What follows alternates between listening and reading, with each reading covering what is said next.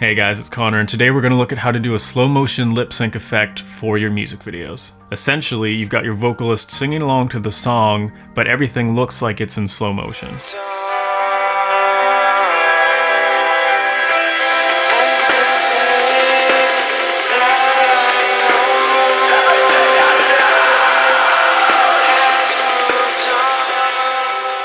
The basic idea here is that if we just film the vocalist singing along to the song in slow motion, when we slow it down, they're going to be out of sync with the song. So the way we compensate for that is having them sing along to a version of the song that's actually faster. You're only going to need two things to pull off this technique, and the first one is just having a camera that shoots in a high frame rate.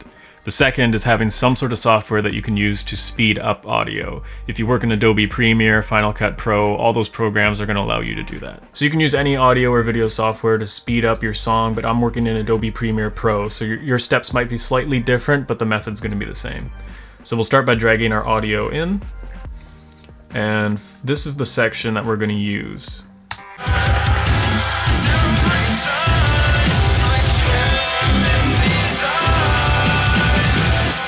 So to speed up the track, we're going to right click it and we're going to go to speed and duration. I'm going to set it to 200% because the part that the vocalist is singing is fairly slow. If you've got a song that's already pretty fast and you're trying to speed it up even more, the vocalist is going to have a really hard time keeping up. So you want to make sure that if the song is fast, you're either doing 125% or 150% instead of 200, or you might not be able to do the technique at all without the vocalist looking like they're really struggling and their mouth not really lining up with the parts. It's also very important that you click on maintain audio pitch so that when you speed up the song, the pitch doesn't rise with it. It's not really a big deal, the technique's going to work either way, so if your software can't do that, it's not the end of the world. It's just really annoying to listen to when you're doing take after take after take of that. So we'll hit OK. And now that same section sounds like this.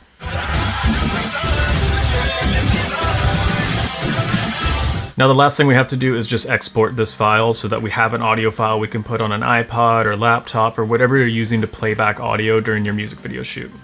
So we'll go up to File, Export, Media, and you can do it in whatever preset format you like, but waveform audio will give you the highest quality, but you can usually get away with just using MP3.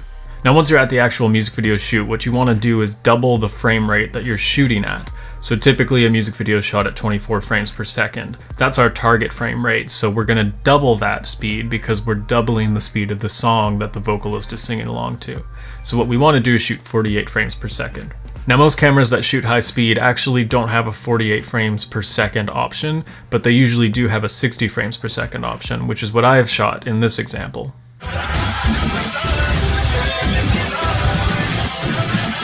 Now things get a little tricky here because depending on the camera you have, how it treats high frame rate footage, and what your project settings are, you might find that you need to handle your footage differently. When you drop it in, it might be perfectly in sync with the original audio, or you might need to speed it up or slow it down a little bit. When you drop your footage in, if it's not playing back at the correct speed right away, don't worry about it. Just use the speed and duration tool that we talked about. Take a minute to figure out what the right setting is to get the correct playback speed for your video. Once you've found the right speed for your video clip, all you need to do is line it up to the original unsped up audio track. Depending on your camera, again, you might record audio during high frame rates or it might not record audio. My camera doesn't, so I need to line it up by eye, but I'm just going to go ahead and speed up that process here. Now everything's in sync, so we can go ahead and play back our footage and you'll see exactly what it looks like now.